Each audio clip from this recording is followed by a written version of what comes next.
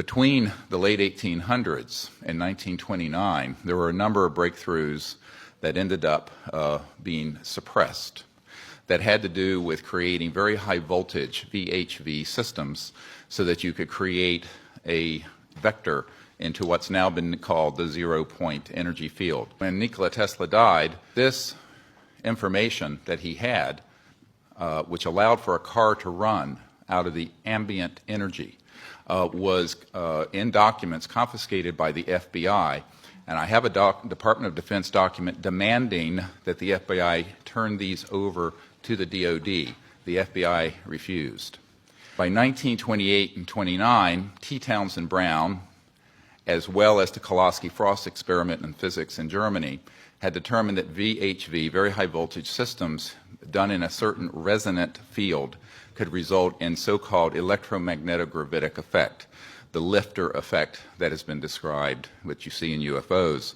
They also can create what's called a space-time bubble around an object so that you can correct for 1G. This is how these objects are traveling at multiples of what any aerodynamic physics would describe, and can make right-hand turns without killing the occupants. Around this same time, there was, in the 1940s and the late 1930s, a number of UFO sightings. This included the so-called Foo Fighters. Yes, it's a famous rock group.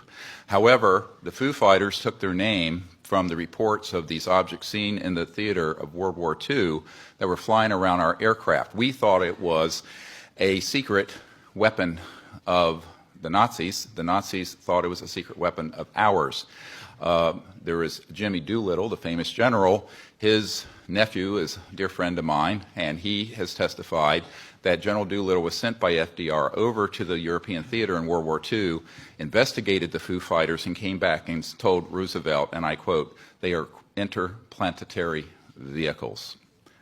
So by then, there began a classified program, and which was augmented further by events, as mentioned, in 1941, and then, of course, the famous Roswell event. Those events led to, as Philip Corso describes, a reverse engineering program. As you all know from the famous Wilbur Smith document of 1951 from Canada, it talks about that flying saucers exist, but there's a high-level team headed up by Dr. Vannevar Bush that is studying the, quote, modus operandi of these vehicles.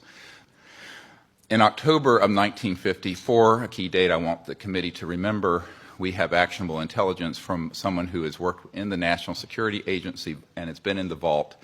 All of this went deep black because they figured out, at that point, gravity control. So since 1954, October of that year, we have not needed rockets, jets, internal combustion engines, and surface roadways between cities. I say this with authority that this is the case. Eventually, these breakthroughs in human discovery were complemented by the study of the extraterrestrial material that were retrieved from these events.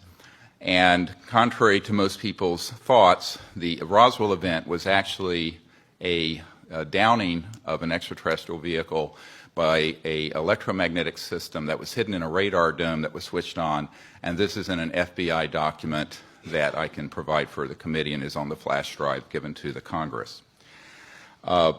The result ultimately was that there were transdimensional physics that began to be studied that deal with the nexus between electromagnetism, energy generation, anti-gravity, and consciousness. And we have discovered that there is a nexus and that, in fact, there are electromagnetic systems that have been developed that can interface directly with what we call coherent thought, the same way that you can interface with a system with lasers, which is coherent light, where you sync up all the wavelengths. Ultimately, these breakthroughs were paralleled with amazing developments in the biological sciences and the experimentation with cloning. And this began many years earlier than was reported from Dolly the sheep in Scotland. This goes a little beyond, I think, what this committee wants to look into. However, you need to understand that the technologies that we have and we are discussing are not theoretical. We have actionable intelligence that any committee in Congress or executive action can find regarding current operations. And I just want to go through a list of them very quickly of these facilities and corporations for which we have witnesses who can be subpoenaed by the committees of the Congress. This was developed at the request of Congressman Christopher Cox of Orange County, with whom I met, and was later further developed for the briefing that we put together for President Obama.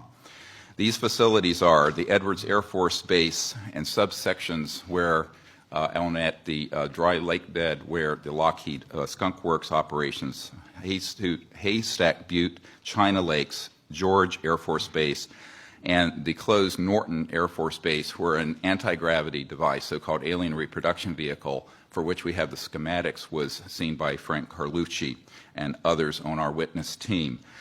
Tabletop Mountain and Blackjack Control. The aerospace facilities there are the Northrop Anthill Facility, Tejon Ranch, the McDonnell Douglas Llano Plant, Lockheed Martin Hellendale Plant, and the Phillips Lab. At the Nellis Air Force Facility, so-called Area 51, no one calls it that. There's S4 and S12, Pahut Mesa, Groom Lake, and a number of sub-facilities. The most important facility is in Utah, near Provo, the Dugway Proving Grounds, all of which is underground, and the airspace above it is classified. There are no roads into this facility. The New Mexico facilities include Los Alamos National Labs with underground connectors to the so-called Dulce area where the biological work is being done, and Kirtland Air Force Base. And the complex there includes Sandia National Laboratories, Phillips Labs, Manzano Mountain Weapons Storage Facility, Coyote Canyon, and the White Sands Complex. In Arizona, near Fort Huachuca, which is Army Intelligence Headquarters, there is a UGB underground base where one of our witnesses, who will testify, worked on 9 separate extraterrestrial vehicles that had been down through advanced electromagnetic pulse weapons, and there are several different species of extraterrestrial biologicals stored at that facility. The other facilities, and this goes on, include a special compartmented area of Cheyenne Mountain, where we have witnesses in our team who can be subpoenaed, where we have tracked extraterrestrial vehicles in our solar system that were measuring 26 miles in diameter. There are also facilities in Australia, a key one being Pine Gap, the so-called Alice Springs facility, which is mostly a U.S. Air Force facility, even though it is in Australia. I recently talked to the Deputy Prime Minister of Australia about this. Also, the Redstone Arsenal and the Marshall Space Flight Center. We have a scientist at the Redstone Arsenal who works under contract for IT&T, who have developed these transdimensional systems. He was under contract with my project to bring these energy devices out, and he was then threatened by a former CIA director and what I call the goon squad that went down there 3 years ago in March. This is just part of the information we have, and this information is on the flash drive given, then you're all welcome to review. Thank you. Thank you.